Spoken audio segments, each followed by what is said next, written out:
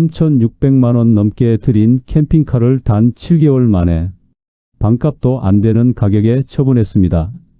누군가는 미쳤다고 하겠지만 자다가 타 죽을 뻔했던 그 지옥 같은 순간을 겪고 나니 돈 따위는 눈에 들어오지도 않더군요. 혹시 지금 이 순간에도 아내와 함께하는 캠핑카 여행을 인생 마지막 로망으로 품고 계십니까? 부디 그 꿈 잠시만 접어두십시오. 캠핑카는 사실 낭만이 아니라 은퇴자의 퇴직금을 갉아먹는 움직이는 감옥이자 처참한 노동이었습니다. 저처럼 돈 잃고 사람 잃고 목숨까지 잃을 뻔한 피눈물 나는 실패를 겪고 싶지 않다면 제 이야기를 끝까지 확인하십시오.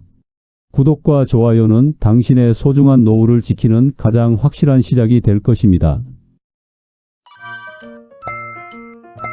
저는 올해로 60세가 된 성진우입니다. 33년간 몸담았던 회사를 떠나던 날 제 손엔 퇴직금 통장이 들려 있었고 가슴엔 설렘과 막연한 불안이 뒤섞여 있었죠. 은퇴를 앞둔 5년 전쯤 저는 아내와 함께 강원도로 캠핑을 떠난 적이 있습니다. 텐트 치는 법도 서툴렀지만 그래도 나름 낭만이라는 걸 찾아보려 애썼던 기억이 나네요. 하지만 그날 밤 하늘이 갈라지듯 쏟아진 빗줄기가 텐트 천을 사정없이 두드렸습니다. 처음엔 운치 있다 싶었는데 시간이 지나자 천막 이음새로 빗물이 스며들기 시작하더군요. 아내가 놀라며 소리쳤습니다. 여보, 물 들어와요. 저는 손전등을 켜고 텐트 안을 살폈습니다. 구석구석 물이 고이고 있었고 침낭 밑으로도 축축한 기운이 번져 오르고 있었어요.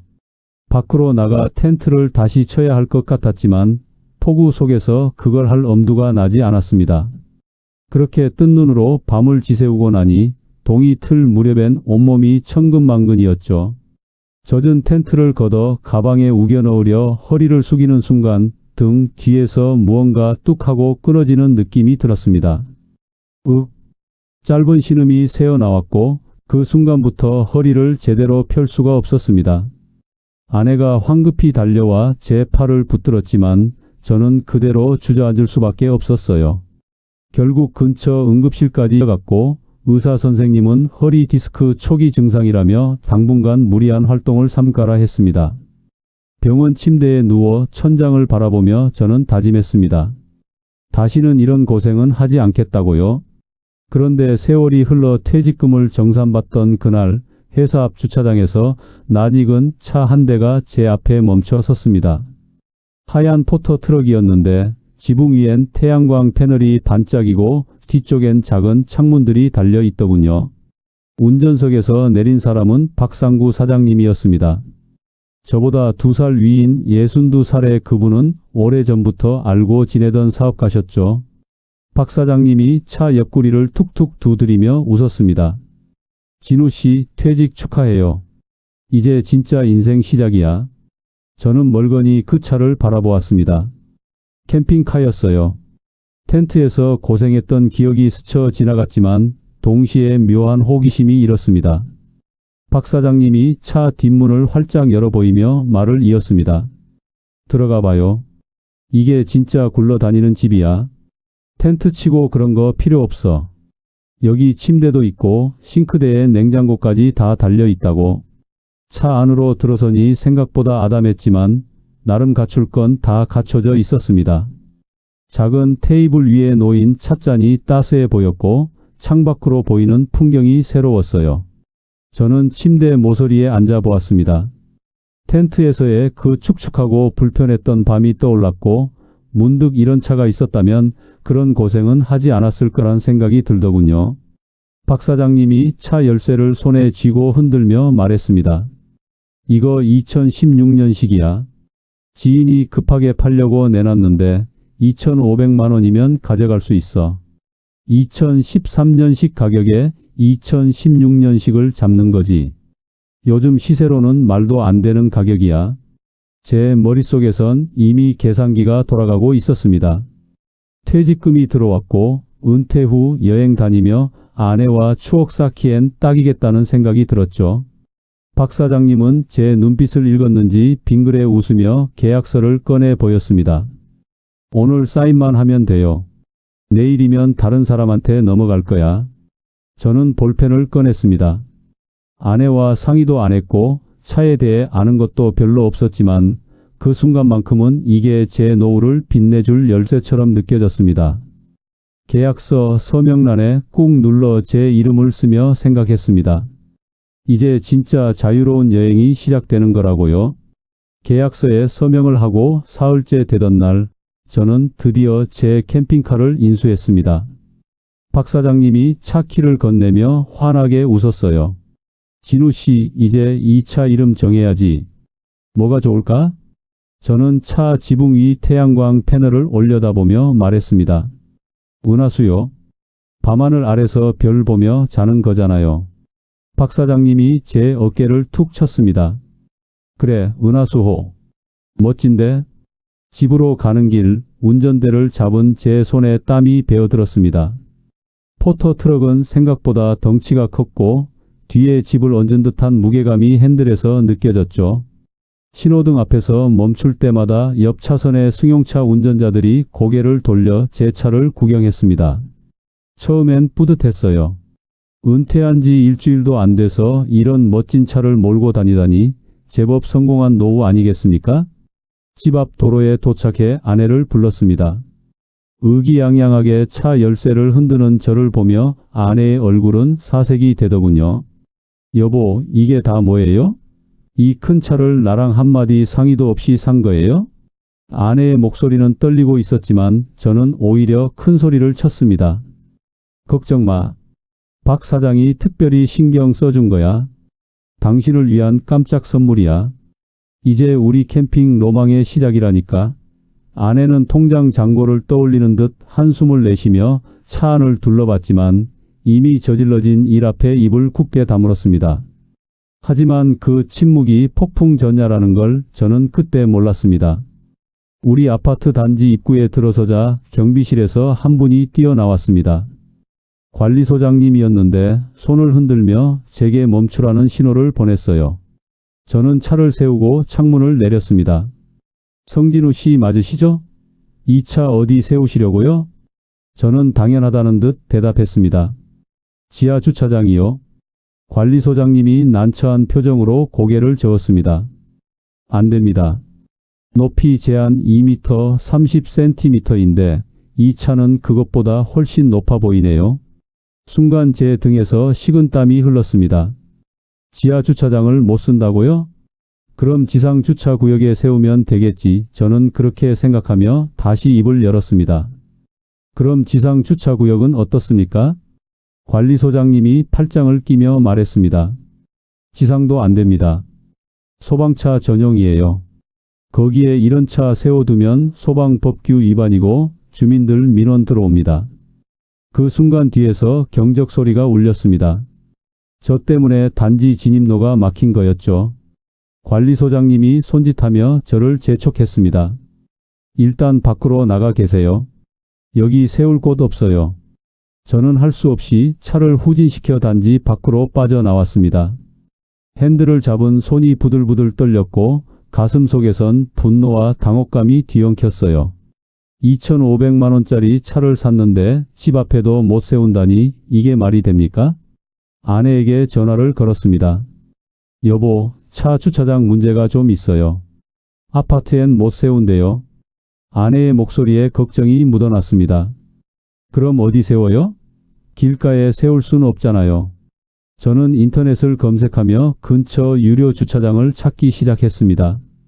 집에서 15분 정도 떨어진 곳에 캠핑카도 세울 수 있다는 주차장이 하나 나왔더군요. 전화를 걸어 물어보니 한 달에 20만 원이라고 했습니다. 1년이면 240만 원이에요. 제 머릿속에서 숫자들이 뒤엉키기 시작했습니다. 주차장에 도착해 차를 세우고 나니 해가 벌써 기울고 있었습니다. 주차장 관리인이 계약서를 내밀며 말했습니다.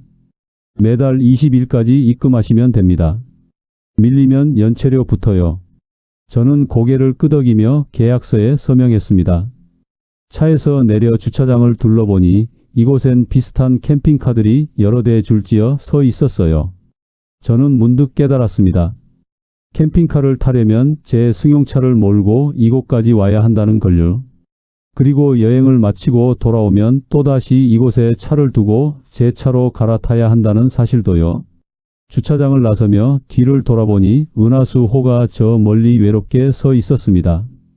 멀쩡한 집 앞 주차장에 세우지도 못하는 차라니 이게 과연 현명한 선택이었는지 의심이 고개를 들기 시작했습니다. 하지만 저는 그 불길한 예감을 억지로 외면하려 애썼습니다.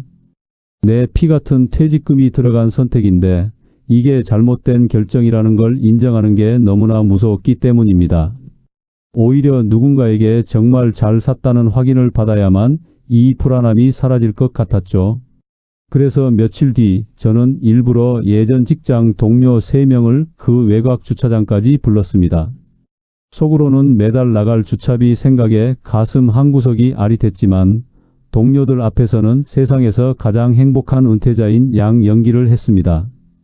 어깨를 펴고 은하수호의 문을 활짝 열어 젖히자 동료들의 눈에 부러움이 가득 차더군요.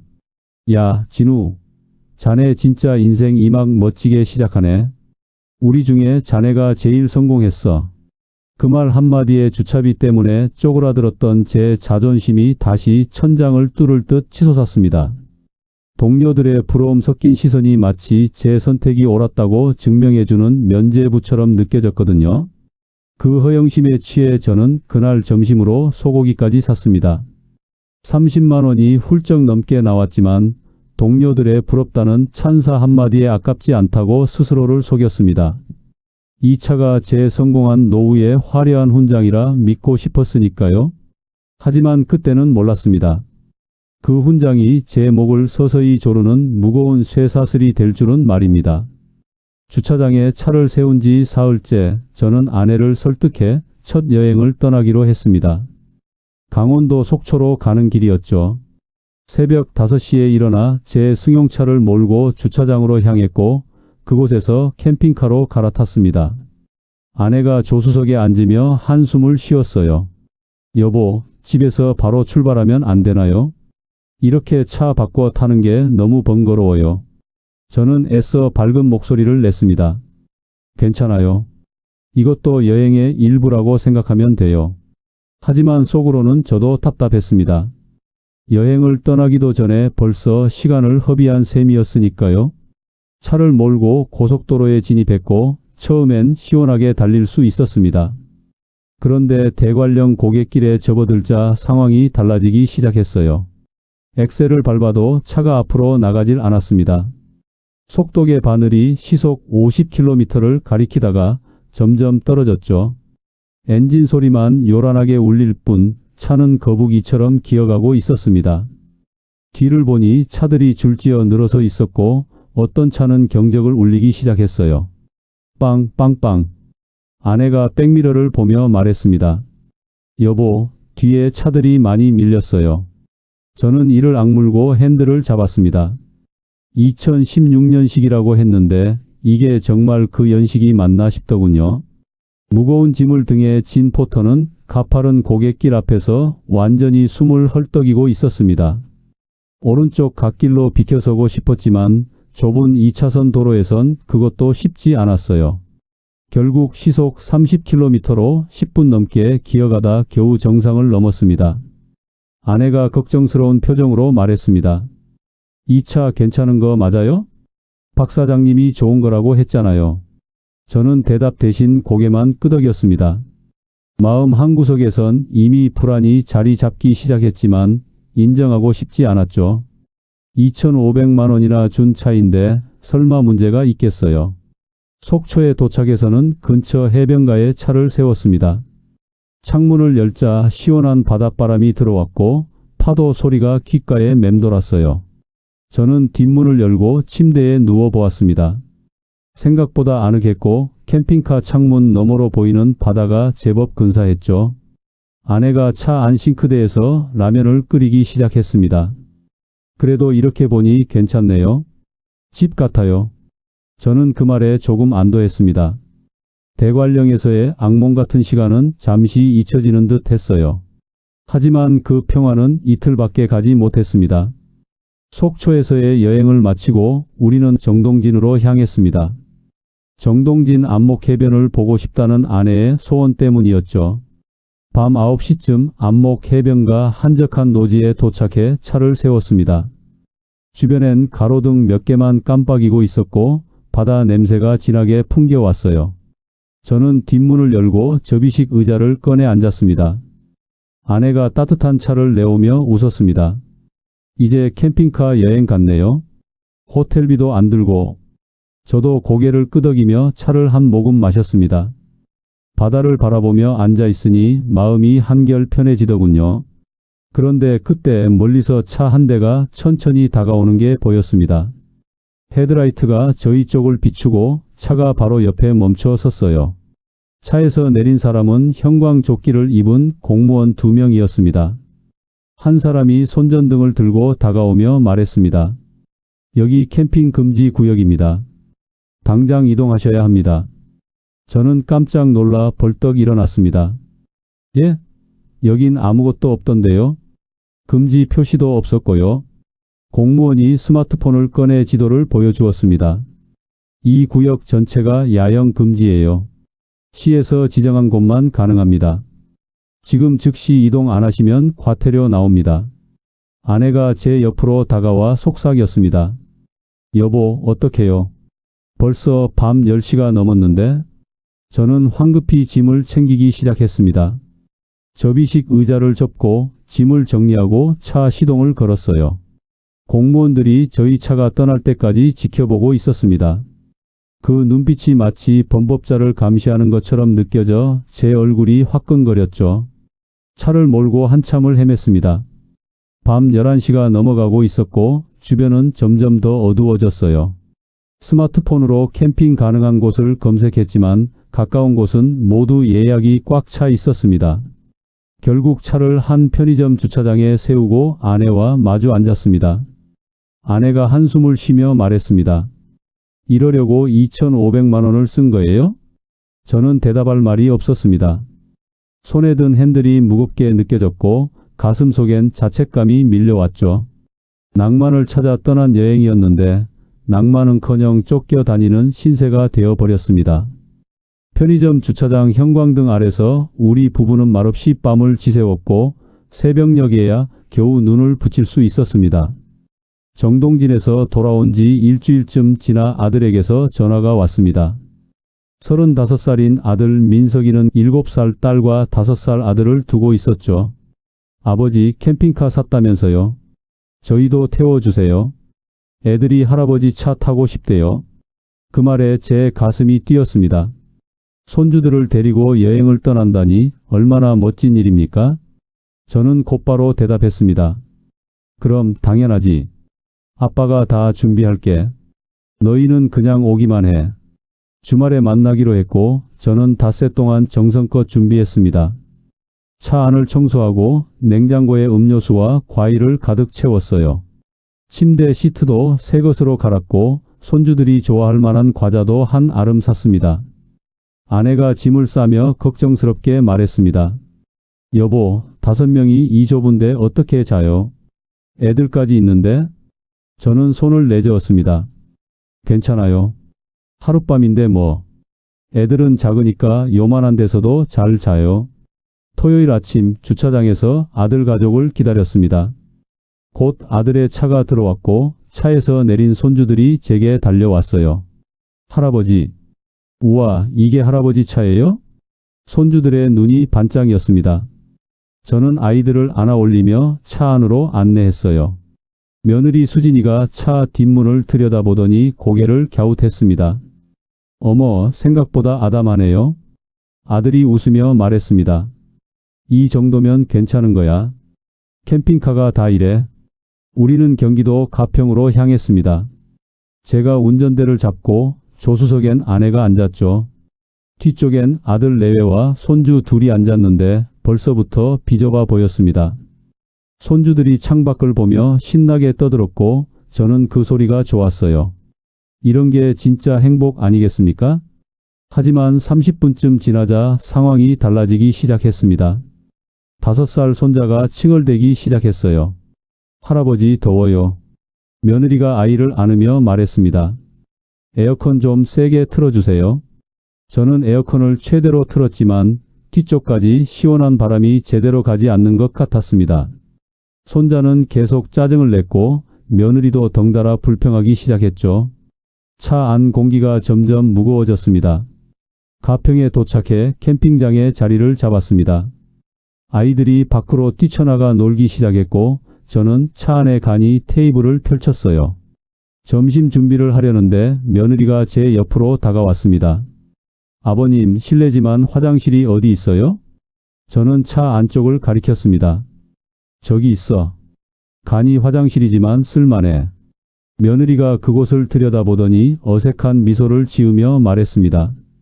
아버님, 저는 그냥 캠핑장에 있는 화장실 쓸게요. 그 순간 저는 알았습니다. 며느리가 차 안 화장실을 쓰고 싶어 하지 않는다는 걸요. 제 얼굴이 뜨거워졌지만 내색하지 않으려 애썼습니다. 점심을 먹고 나니 오후 2시쯤이었습니다. 아들이 제 옆에 앉으며 조심스럽게 말했습니다. 아버지, 오늘 밤 여기서 다 같이 자기엔 좀 좁을 것 같은데요. 애들도 있고 해서요. 저는 속으로 놀랐지만 태연한 척했습니다. 그럼 어쩌려고? 아들이 스마트폰을 보며 말했습니다. 근처 펜션 하나 잡을까 해요. 저희 가족은 거기서 자고 부모님은 여기서 편하게 주무세요. 제 가슴이 철렁 내려앉았습니다. 가족 모두 함께 자는 게 이 여행의 목적이었는데 그게 무너지는 순간이었죠. 하지만 아들의 눈빛을 보니 이미 결정된 것 같았습니다. 저는 고개를 끄덕였습니다. 그래, 내가 알아서 해. 아들이 펜션을 예약했고 40만 원이라고 했습니다. 저는 카드를 꺼내 아들에게 건넸어요. 아빠가 낼게. 저녁엔 근처 한우 고깃집에서 식사를 했습니다. 손주들이 깔깔 웃으며 고기를 먹는 모습을 보니 위안이 됐습니다. 하지만 계산서를 받는 순간 눈앞이 캄캄해졌어요. 60만 원이었습니다. 식사를 마치고 돌아오는 길, 며느리가 차 안으로 들어오며 코를 찡긋했습니다. 아버님, 차 안이 좀 답답하네요. 냄새도 좀 나고요. 그 말이 제 가슴에 비수처럼 꽂혔습니다. 저는 닷새 동안 청소하고 준비했는데 냄새가 난다니요. 아들이 황급히 며느리를 말렸습니다. 여보, 괜찮아. 캠핑카가 다 그래. 며느리가 민망한 듯 웃었지만 이미 그 말은 제 귓가에 맴돌고 있었습니다. 아들 가족은 펜션으로 떠났고 저와 아내만 차 안에 남았습니다. 밤이 깊어지자 어디서 들어왔는지 모기들이 윙윙거렸고 저와 아내는 잠을 이루지 못한 채 뒤척였죠. 다음 날 아침 아들 가족과 작별 인사를 나눴습니다. 손주들이 손을 흔들며 말했습니다. 할아버지, 다음엔 수영장 있는데 가요. 차가 떠나는 걸 보며 저는 주머니 속 카드 영수증을 만졌습니다. 펜션비 40만 원, 식사비 60만 원, 합쳐서 100만 원이 하룻밤 사이에 빠져나갔습니다. 캠핑카를 샀는데 결국 펜션과 식당에 돈을 쓴 셈이었죠. 아내가 제 옆에 서서 말했습니다. 거 봐요, 이럴 줄 알았어. 이 돈이면 최고급 호텔에서 몇 번을 자겠네. 당신 그 고집 때문에 이게 무슨 고생이에요? 며느리 눈치 보랴, 아내 화 받아내랴. 제 자존심은 주차장의 낡은 캠핑카처럼 구겨지고 있었습니다. 손주들에게 멋진 할아버지를 보여주고 싶었는데 결국 보여준 건 좁고 냄새나는 낡은 차였습니다. 캠핑장을 떠나며 백미러로 뒤를 돌아봤지만 거기엔 아무 추억도 남아있지 않았습니다. 아들 가족과의 여행이 끝나고 일주일 동안 저는 캠핑카에 발길조차 하지 않았습니다. 주차장 관리비는 매달 나가고 있었지습니다. 며느리가 코를 찡긋하던 그 표정이 자꾸만 떠올랐고 손주들이 덥다며 칭얼대던 목소리가 귓가에 맴돌았습니다. 어느 날 저녁 아내가 식탁에 앉아 한숨을 쉬었습니다. 여보, 그 차 어떻게 할 거예요? 이대로 놔둘 거예요? 저는 리모컨을 내려놓았습니다. 그렇게 버려둘 순 없었어요. 2,500만 원이 아까웠고 무엇보다 제 자존심이 허락하지 않았습니다. 손주들에게 다시 한번 기회를 보여주고 싶었죠. 이번엔 제대로 된 캠핑카를요. 다음 날 아침 박 사장에게 전화를 걸었습니다. 사장님, 저 진우예요. 차에 에어컨 좀 달고 싶은데요. 박 사장이 밝은 목소리로 대답했습니다. 아, 진우 씨, 그거 좋은 생각이에요. 요즘 캠핑카는 무시동 에어컨이 필수죠. 제가 아는 업체 소개해 줄게요. 며칠 후 경기도 이천에 있는 캠핑카 개조 업체를 찾았습니다. 사장님이 제 차를 한 바퀴 돌며 살펴보더니 고개를 끄덕였어요. 이 정도면 괜찮은 차인데요. 여기 인산철 배터리 300A하고 무시동 에어컨 달면 완벽해집니다. 저는 조심스럽게 물었습니다. 비용이 얼마나 될까요? 사장님이 계산기를 두드렸습니다. 배터리가 400만원, 에어컨이 200만원, 합쳐서 600만원 나옵니다. 제 손이 떨렸습니다. 600만원이요? 차를 산 값의 4분의 1에 가까운 금액이었죠. 저는 잠시 망설였습니다. 통장 잔액을 떠올려 보니 퇴직금이 있긴 했어요. 하지만 이렇게 계속 돈을 쏟아부어도 되는 걸까요? 머릿속에서 며느리의 목소리가 들렸습니다. 차 안이 너무 답답하네요. 그 말이 제 결심을 굳혔습니다. 저는 고개를 끄덕이며 말했습니다. 해주세요. 최대한 시원하게 부탁드립니다. 작업은 사흘이 걸렸습니다. 저는 매일 업체를 찾아가 작업 과정을 지켜봤어요. 차 밑바닥에 커다란 배터리가 설치되고 지붕 위에는 에어컨 실외기가 자리 잡았습니다. 사장님이 시운전을 하며 제게 리모컨을 건넸어요. 이거 누르면 바로 시원해집니다. 엔진 끄고도 8시간은 걷더네요. 저는 리모컨 버튼을 눌렀습니다. 윙하는 소리와 함께 시원한 바람이 나오기 시작했어요. 차 안 온도계가 32도에서 점점 내려가는 게 보였습니다. 정말 호텔 부럽지 않았죠? 이제 손주들도 덥다는 소리 안 하겠네요. 저는 흐뭇하게 웃으며 차를 몰고 집으로 돌아왔습니다.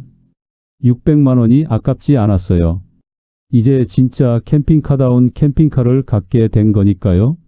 주말에 아내와 함께 충청도 단양으로 향했습니다. 이번엔 조용한 계곡 옆 캠핑장을 골랐어요. 자리를 잡고 에어컨을 켰습니다. 차 안이 금세 시원해졌고 아내가 만족스럽게 웃었습니다. 이제 좀 살 것 같네요. 저도 기분이 좋았습니다. 해가 지고 어둠이 내리자 주변 캠핑객들도 하나둘 텐트 안으로 들어갔습니다.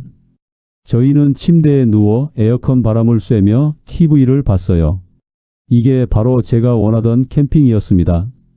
그런데 밤 10시쯤 누군가 차 문을 두드렸습니다. 똑똑똑.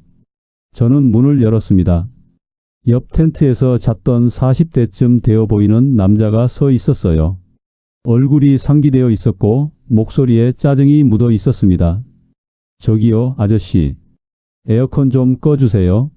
저는 어리둥절했습니다. 예? 무슨 말씀이세요?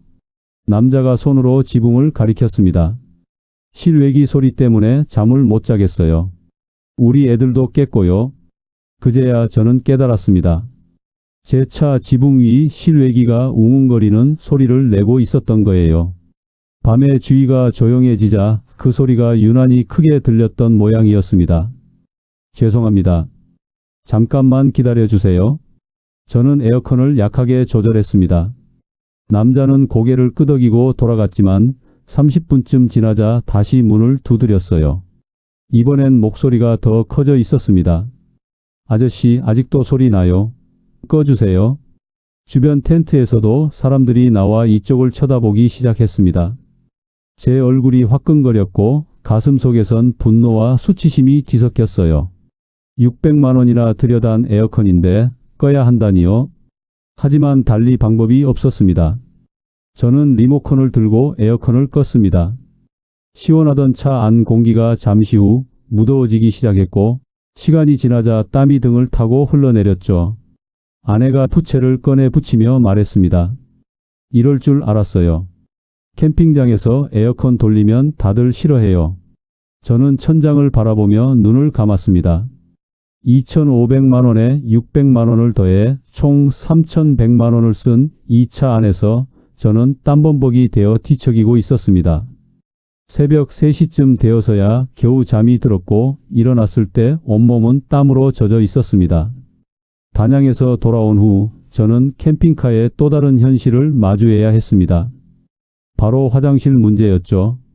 차 안에 간이 변기가 있긴 했지만 며느리가 거들떠보지도 않았던 그것을 사용할 날이 온 겁니다. 아내가 먼저 사용하고 나서 제게 말했어요. 여보, 이거 언제 비워야 해요? 저는 설명서를 꺼내 들었습니다. 카세트형 오물통은 3분의 2가 차면 비워야 한다고 적혀 있었어요. 아직 한참 남았으니 괜찮겠거니 싶었습니다. 하지만 이틀 후 경기도 양평으로 떠난 여행에서 문제가 터졌습니다. 아침 일찍 일어나 화장실을 사용하고 나니 오물통 표시 등에 빨간불이 들어왔습니다. 이제 비워야 할 시간이었죠. 저는 설명서를 다시 펼쳐 방법을 확인했어요. 차 밖에서 오물통을 분리해 공용 화장실 변기에 버리면 된다고 했습니다. 캠핑장 화장실까지는 100m쯤 떨어져 있었습니다. 저는 차 옆구리 문을 열고 오물통 손잡이를 잡았어요. 생각보다 무거웠습니다. 5, 6kg은 좋게 되는 것 같았죠. 손잡이를 당겨 천천히 빼냈는데 그 순간 뚜껑 부분에서 덜컹하는 소리가 났습니다. 이상하네. 저는 그냥 지나쳤습니다. 오물통을 들고 화장실로 걸어가는데 주변 캠핑객들의 시선이 느껴졌어요. 한 아주머니가 고개를 돌려 저를 쳐다보다가 얼른 눈을 피했습니다. 제 얼굴이 화끈거렸지만 할 수 없었죠. 누구나 해야 하는 일 아니겠습니까? 화장실에 도착해 칸막이 안으로 들어갔습니다. 오물통을 변기 위에 올려놓고 뚜껑을 열려는 순간이었어요. 뚜껑이 제대로 잠겨 있지 않았던 건지 손에 힘을 주자 갑자기 와르르 소리를 내며 뚜껑이 열렸습니다. 그리고 그 안에 담겨 있던 것들이 쏟아져 나왔죠. 제 바지에, 신발에, 바닥에. 짧은 신음이 나왔습니다. 눈앞이 캄캄해지더군요. 역겨운 냄새가 코를 찔렀고 바지는 축축하게 젖어 있었습니다. 저는 그 자리에 얼어붙은 채 서 있었어요. 손은 떨렸고 숨을 쉴 수가 없었습니다. 밖에서 누군가 화장실 문을 두드렸습니다. 괜찮으세요? 저는 떨리는 목소리로 대답했습니다. 네, 괜찮습니다. 하지만 괜찮을 리 없었죠. 저는 휴지를 뽑아 바지를 닦기 시작했습니다. 휴지가 금세 떨어졌고 손으로 물을 떠서 씻어야 했어요. 10분쯤 지나자 겨우 정리가 됐지만 옷에 밴 냄새는 지워지지 않았습니다. 화장실을 나와 수도꼭지 앞에 섰습니다. 차가운 물로 바지를 빨기 시작했는데 지나가던 한 남자가 저를 힐끗 보더니 코를 막고 빨리 지나갔어요. 그 순간 제 가슴 속에서 뭔가 무너져 내렸습니다. 60평생 이렇게 치욕스러운 순간이 있었던가 싶었죠. 1시간쯤 지나 겨우 옷을 대충 말려 입고 차로 돌아왔습니다. 아내가 문을 열어주더니 얼굴을 찌푸렸어요. 여보, 무슨 냄새 나요? 저는 고개를 숙였습니다. 오물통 엎질렀어요. 아내가 뒤로 물러섰습니다. 옷 좀 갈아입어요. 냄새가 너무 심해요. 그날 아내는 차 근처에 얼씬도 하지 않았습니다. 텐트를 친 옆 캠핑객들과 어울려 시간을 보냈고 저는 혼자 차 안에서 웅크리고 앉아 있었죠.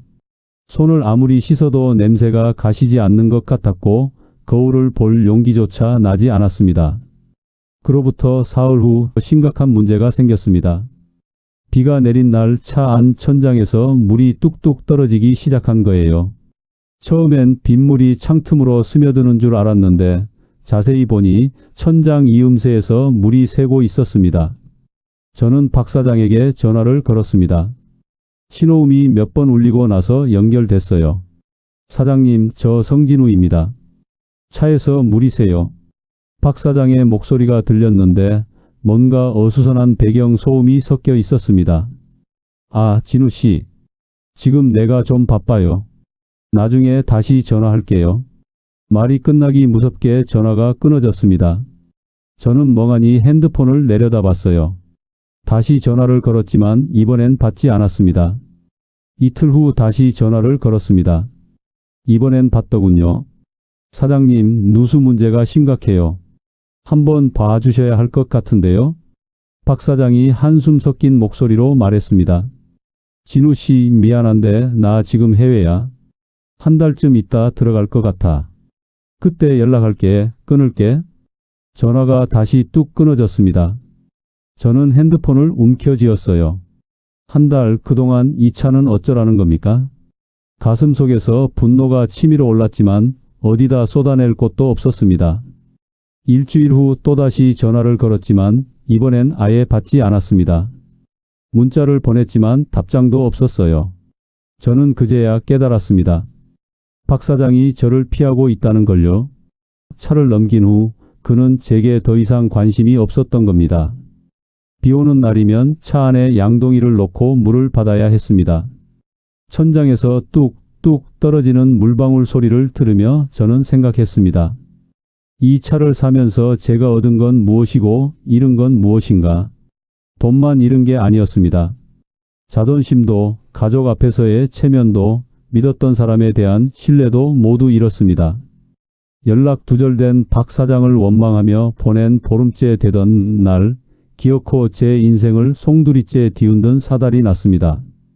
그날은 유독 강원도 산골의 밤이 깊고 습했습니다. 하늘이 뚫린 듯 폭우가 쏟아졌고 천장을 때리는 빗소리에 겨우 잠이 들락말락하던 새벽 3시경이었습니다. 어디선가 치익 하는 불길한 소리가 들렸습니다. 처음엔 빗소리인 줄 알았습니다. 그런데 뒤이어 코끝을 찌르는 역한 냄새가 진동하더군요. 플라스틱이 녹아내리는 듯한 그 소름 끼치는 타는 냄새였습니다. 여보, 이게 무슨 냄새예요? 아내의 떨리는 목소리와 동시에 퍽 하는 소리가 나더니 차 안의 모든 불이 꺼져버렸습니다. 암흑이었습니다. 누수된 빗물이 지붕 쪽 메인 배선으로 흘러들어가 합선이 일어난 거였죠. 퓨즈박스 근처에서 퍼런 불꽃이 번쩍하며 튀어올랐습니다. 불이야. 여보, 불났어. 아내는 자지러지듯 비명을 질렀고 저는 혼비백산하여 소화기를 찾아 쥐었습니다. 하지만 그 긴박한 순간 제 몸은 마음처럼 움직여주지 않았습니다. 60의 나이에 닥친 공포는 가혹했습니다. 어둠 속에서 소화기 안전핀을 뽑으려는데 손이 어찌나 벌벌 떨리는지 핀조차 잡히질 않더군요. 매캐한 연기는 순식간에 좁은 차 안을 가득 채웠습니다. 숨을 쉴 때마다 유독가스의 기침이 터져 나왔고 아내는 연기 때문에 앞이 안 보인다며 울부짖었습니다. 그 순간 머릿속에 번개처럼 스치는 생각이 제 심장을 얼어붙게 했습니다. 여기서 못 나가면 우리 둘 다 여기서 죽겠구나. 문고리를 잡았지만 도어락은 먹통이 되어 꿈쩍도 하지 않았습니다. 죽음의 공포가 덮쳐왔습니다. 저는 미친 듯이 맨손으로 창문을 두드리고 비상 레버를 잡아당겼습니다. 손톱바닥이 뒤집어지는 줄도 모르고 필사적으로 매달린 끝에 겨우 뒷문이 덜컥하며 열렸습니다. 쏟아지는 폭우 속으로 아내를 먼저 밀쳐내고 저도 굴러떨어지듯 차 밖으로 빠져나왔습니다. 차가운 빗물에 연기가 뿜어져 나오는 은하수 홀을 바라보는데 온몸에 소름이 돋았습니다. 불길은 다행히 크게 번지지 않고 잦아들었지만 그 시커먼 연기로 가득 찬 차 안은 더 이상 낭만 가득한 로망의 공간이 아니었습니다. 만약 우리가 조금만 더 깊게 잠들었더라면, 만약 문이 끝내 열리지 않았더라면 그곳은 우리 부부의 유골함이 되었을 겁니다. 빗물에 젖어 벌벌 떨고 있는 아내의 어깨를 감싸 안으며 저는 생각했습니다. 퇴직금 몇 천만 원 아까워하다가 가장 소중한 사람의 목숨을 잃을 뻔했구나. 이 차는 이제 제게 은하수호가 아니라 우리 부부의 목숨을 호시탐탐 노리는 달리는 관짝 그 이상도 이하도 아니었습니다. 그날 밤 쏟아지는 비를 맞으며 결심했습니다. 내일 당장 이 지옥 같은 쇳덩어리를 내 인생에서 치워버리겠다고요. 돈 몇 천만 원보다 아내와 함께 맞이할 내일 아침이 100배, 1000배 더 소중하다는 것을 죽음의 문턱에서야 비로소 깨달았던 겁니다. 충격적인 누수 사고로 잠을 설친 다음 날 아내가 식탁 위에 낡은 가계부와 제 통장을 올려두었습니다. 평소 돈 이야기에 인색하던 아내의 표정이 그 어느 때보다 무거웠죠. 여보, 우리 지난 7개월 동안 이 차에 쓴 돈 한 번이라도 제대로 계산해 본 적 있어요? 아내의 손가락이 가리킨 숫자를 보는 순간 가슴이 철렁 내려앉았습니다. 낭만이라는 이름 뒤에 숨어 있던 무시무시한 현실이 숫자가 되어 제 뺨을 때리는 기분이었습니다. 첫째, 숨만 쉬어도 나가는 고정 비용이었습니다. 아파트 주차장에도 못 세우는 그 쇳덩어리를 위해 매달 유료 주차비로 20만 원을 냈습니다. 7개월이면 벌써 140만 원입니다. 여기에 캠핑카 전용 보험료는 일반 승용차보다 훨씬 비쌌고 1년에 120만 원, 자동차세와 정기 검사비까지 합치니 차를 한 번도 안 타도 매달 30만 원 이상이 통장에서 자동 이체로 빠져나가고 있었습니다. 둘째, 길바닥에 뿌리는 연료비와 통행료였습니다.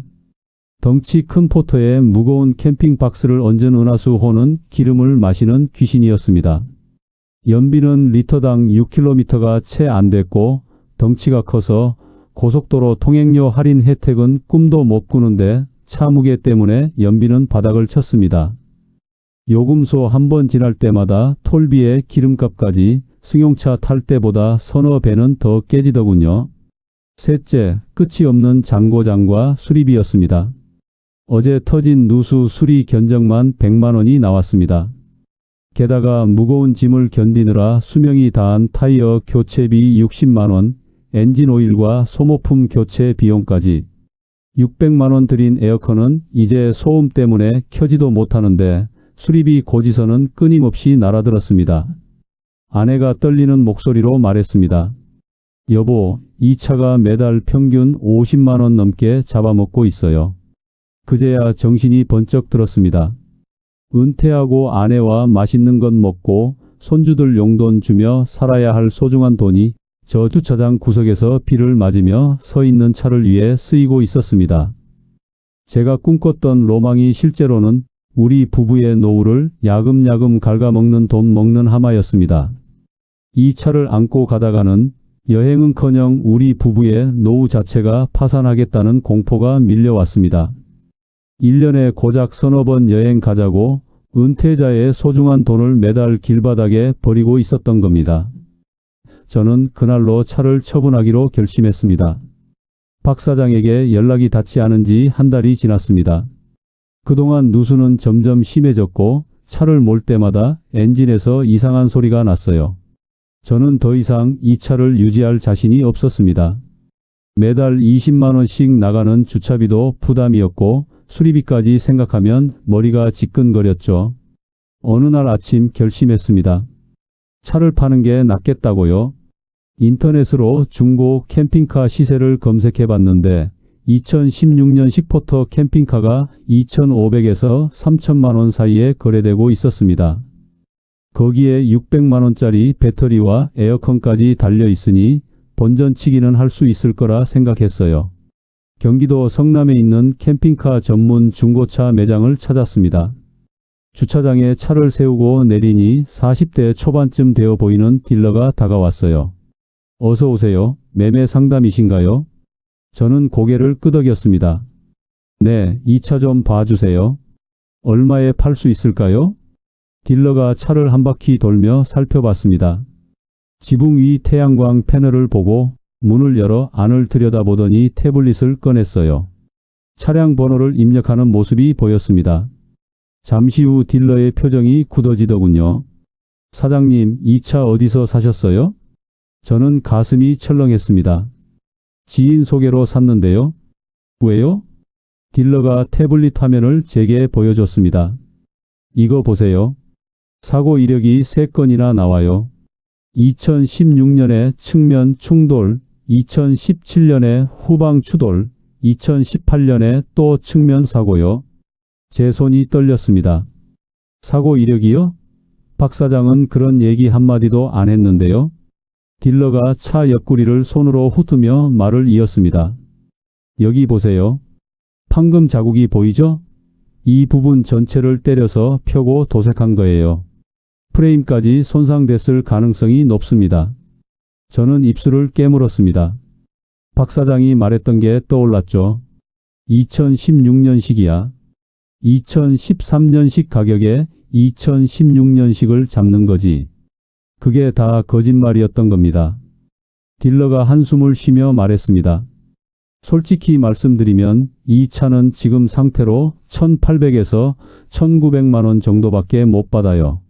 사고 이력에 누수까지 있으면 더 깎일 수도 있고요. 제가 기가 막혀서 소리를 높였습니다. 아니 사장님, 제가 7개월 전에 2,500만 원 주고 샀고 에어컨이랑 배터리도 600만 원이나 들여서 새로 달았어요. 그런데 1,800이라니요? 그러자 딜러가 의아하다는 듯 저를 빤히 쳐다보더니 툭 던지더군요.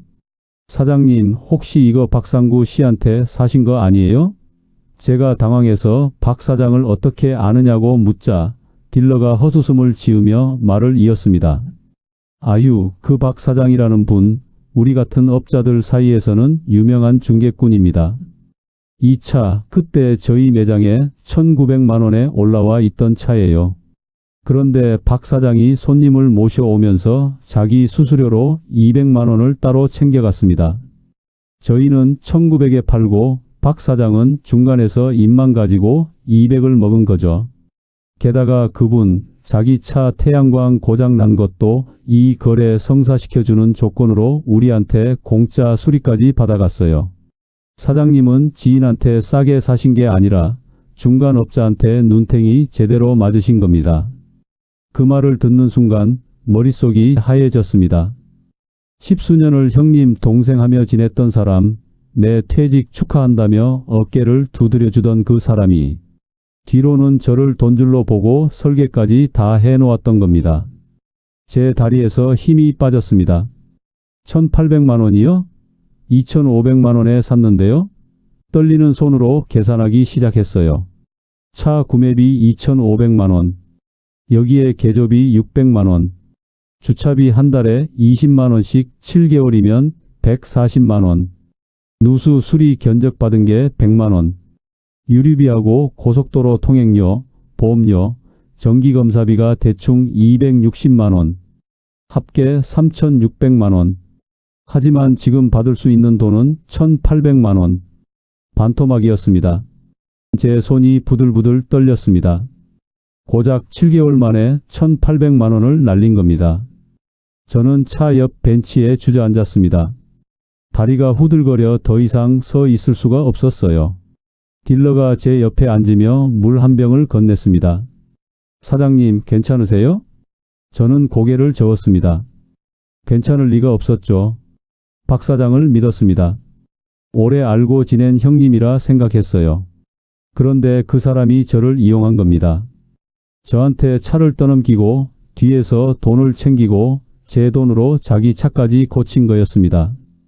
딜러가 조심스럽게 말했습니다. 그래도 지금이라도 파시는 게 나아요. 이 차 더 갖고 계시면 주차비에 수리비만 계속 나갈 겁니다. 저는 고개를 끄덕였습니다. 맞는 말이었어요. 하지만 인정하고 싶지 않았습니다. 제가 속았다는 걸, 멍청했다는 걸 인정하는 게 너무 괴로웠죠. 저는 생각했습니다. 은하수 호라는 이름을 붙이고 손주들에게 멋진 할아버지를 보여주려 했던 그 꿈이 결국 1,800만 원짜리 악몽으로 끝나버렸습니다. 차를 판 날 저는 마지막으로 주차장을 찾았습니다. 딜러가 판매 대금을 제 계좌로 입금해줬고 차 키를 건네받아 갔어요. 주차장 관리인에게 해지 신고를 하러 가는 길이었습니다.